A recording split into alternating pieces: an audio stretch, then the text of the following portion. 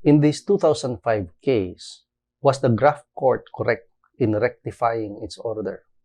Hello, I'm Attorney John Edmond Luz, and you're listening to this series of Rights of the Accused. Together, we spend a few minutes of the present to gather lessons from the past as an investment for our future. So remember, in this 2005 case, the graft court issued an order dismissing 13 criminal cases against all 4 accused. This order was a mistake, because it was based on the inaccurate manifestation and motion of the special prosecutor when it made a manifestation and recommendation stating therein that the 13 cases filed against the accused were recommended for dismissal.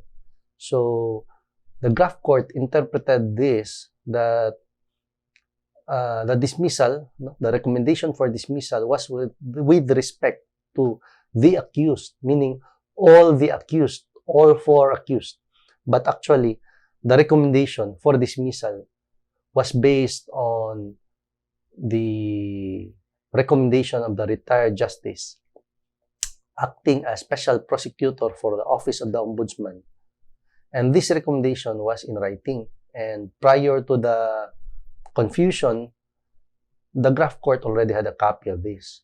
So the graft court had a lapse because of the volume of cases perhaps.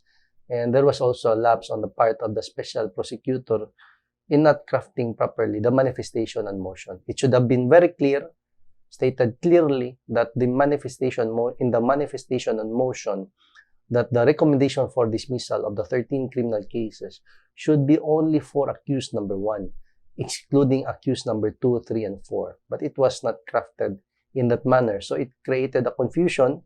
So when the order was issued, instead of dismissing the 13 criminal cases as far as accused number 1 is concerned, excluding accused number 2, 3, and 4, the graft court ordered the dismissal of all 13 criminal cases as far as all 4 accused were concerned.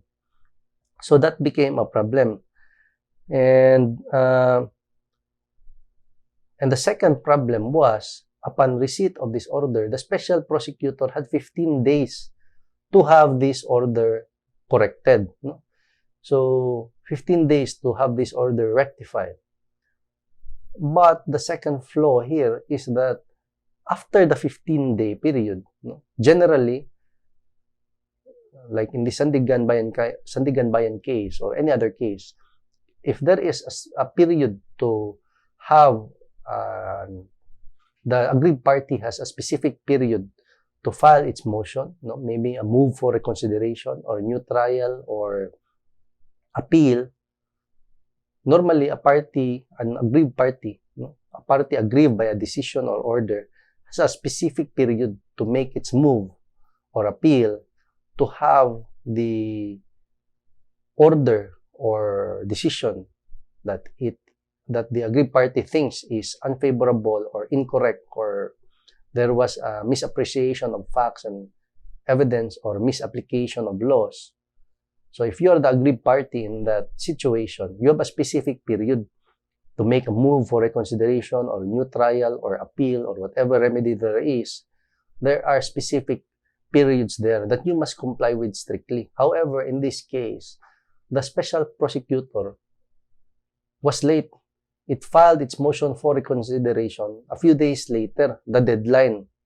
So it was really beyond the deadline. So when the graft court corrected its order, because of this move for reconsideration, its attention was called by the special prosecutor, court, judge. The order was a mistake because the recommendation was this. For me, the first mistake, the inaccuracy, would have been corrected easily. However, it acted beyond the 15-day period to appeal or make a move for reconsideration. So that is why this problem reached the Supreme Court, perhaps, because the as far as the accused number 2, 3, and 4 were concerned, the order dismissing the 13 criminal cases in their favor was already final and executory because the 15-day period to have that order rectified had lapsed. No? So, let's go back to the question. No? Was the graft court correct in rectifying its order? So we would answer that in this video. No? And the answer to that is yes. The order can be rectified despite the lapse of the 15-day period to appeal. So this is an exception to the general rule as far as I am concerned. General rule, if you are the aggrieved party, no? Or if I am the lawyer of the aggrieved party, once you receive an unfavorable order, judgment, or decision, always act within the prescribed period. That would be the safer route to take rather than, oh, we can just neglect that and file my motion for reconsideration after the deadline. That would be very risky. So, the order can be rectified despite the lapse of the 15-day period to appeal. This is according to the Supreme Court. No? Let me read a portion of this decision.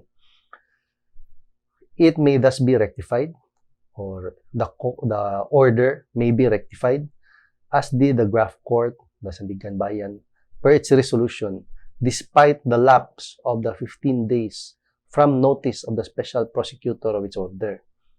By rectifying its void order, it cannot be said that the graft court acted with grave abuse of discretion amounting to excess or lack of jurisdiction. So bottom line, because as we have discussed in the prior videos, the Supreme Court found the actions of the graft court or the Sandigan Bayan dismissing all 13 criminal cases against all the accused instead of only accused number 1 as an act amounting to grave abuse of discretion. No?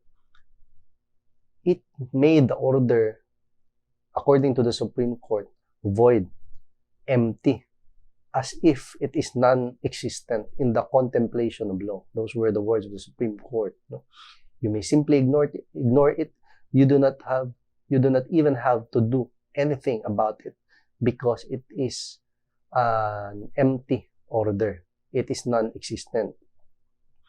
Although we have cautioned you before in the previous videos that even if the order seems void, seems empty, even if it seems to be the result of an action by the court in grave abuse of its discretion, it would be better to do something about it within the prescribed period.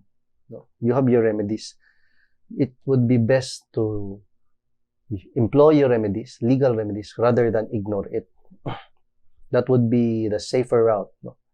So, in its act to rectify its void order, according to the Supreme Court, since the order was void, and it may even be ignored, and it is empty, so actually, there is no basis for applying this 15-day period to appeal.